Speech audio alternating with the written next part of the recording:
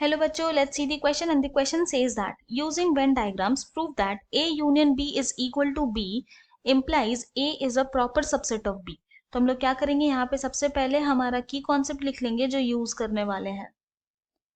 तो हमारा जो फर्स्ट की कॉन्सेप्ट होगा वो होगा if set A and set B are given, then A union B क्या हो जाएगा, A यूनियन B होगा all the elements of set A and set B removing duplicates, क्योंकि हम लोग डुप्लीकेट एलिमेंट नहीं रख सकते।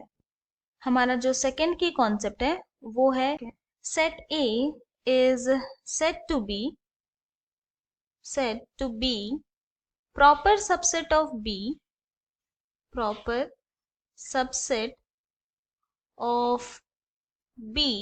if all the elements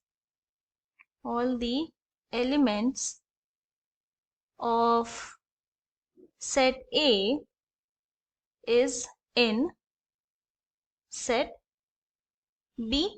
मतलब A का सारा एलिमेंट अगर सेट B में है, एंड कंडीशन एक और है कि set A not equal to set B हो, तब हम लोग बोल सकते हैं कि A जो है वो B का प्रॉपर सबसेट है। नाउ अब हम लोग क्या करते हैं, वेन डायग्राम बनाते हैं A union B equal to B का। तो Venn diagram of A union B equal to B, तो यहाँ पे क्या बोला जा रहा है, हम लोग यहाँ यूज करेंगे हमारा फर्स्ट की कॉन्सेप्ट। तो सबसे पहले तो एक सर्कल बनाते हैं और ये जो है वो सेट बी के लिए है। क्या बोल रहा है, A union B equal to set B, तो यहाँ पर सेट ए हो सकता है। तो यहाँ पे क्लियरली देख रहे हैं ए का सारा एलिमेंट बी में है, पर ये जो ए है वो बी के इक्वल नहीं है, क्योंकि एग्जैक्ट इक्वल तो नहीं है, बी में कुछ और भी तो एलिमेंट है जो ए में नहीं है।